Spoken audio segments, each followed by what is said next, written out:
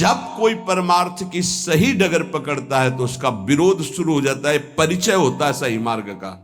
एक बार किसी उपासक ने हितधाम में पूछा था कि आपकी ये बात मेरी समझ में नहीं आई, आप कहते हो जब भक्ति रंग लाएगी तो विरोध शुरू हो जाता है।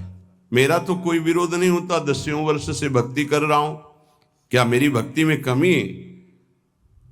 तो हंस के कहा था कि अभी वो बात नहीं है जिससे तुम्हारी खिलाफत हो, जब आएगी तो हम आपको बता देंगे कि देखो अब शुरू हुआ कि नहीं। जब शुरू हुआ तो कहा क्यों भाई, समझ पा रहे हो? तो हाथ उठा के कहा पूर्ण समझ आ गई, पूर्ण समझ आए। अन्य आश्रय लेकर के जो भजन किया जाता है उसका विरोध नहीं होता, ध्यान रखना। प्रभु से जो कुछ मांगा जाता है उसमें विरोध नहीं होता। जब प्रभु को पाना है सीधे और सीधे केवल भगवद अनन्यता है, अब विरोध आएगा, अब रंग लाएगा विरोध, क्योंकि तुम्हारे सीधे मार्ग को छुड़वाना पड़ेगा। अगर ये पकड़े रहे तो तुम माया पर विजय प्राप्त कर लोगे। और अभी अनंत जन्मों से माया हमें रौंदती रही है, वो कैसे बर्दाश्त करेगी कि हमारे चरणों में गिरा, ये हमको चरणों से रौंद के निकल जाए, ऐसा कैसे हो सकता है?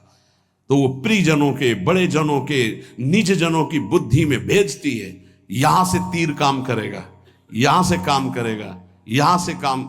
फिर जब देखती है ऐसा नहीं तो इंद्रिय द्वारों पे उसी के दैवी शक्तियां जागृत कर देती, अब आकर्षित करो।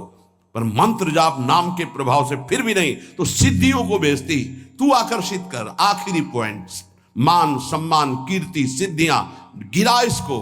लेकिन गुरु कृपा पात्र जो उसको, तो फिर वे आगे परम विद्या स्वरूप ज्ञान विज्ञान संपन्न वो भगवत चरणारविंद का साक्षात्कार करता है। इसको समझो परमार्थ को। हाय हाय नहीं मचाना कि विरोध हो रहा है अब क्या करें, निंदा हो गई अब क्या करें।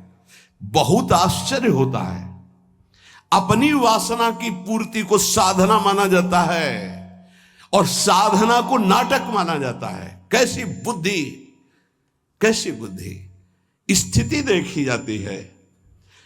बाहरी व्यवहार से कह रहे किसी परमार्थिक की परीक्षा नहीं की जाती, आंतरिक वृत्ति से की जाती है। बाहरी व्यवहार कुशल है, अंदर से भ्रष्ट है, उसे नहीं कहा जाता परमार्थिक।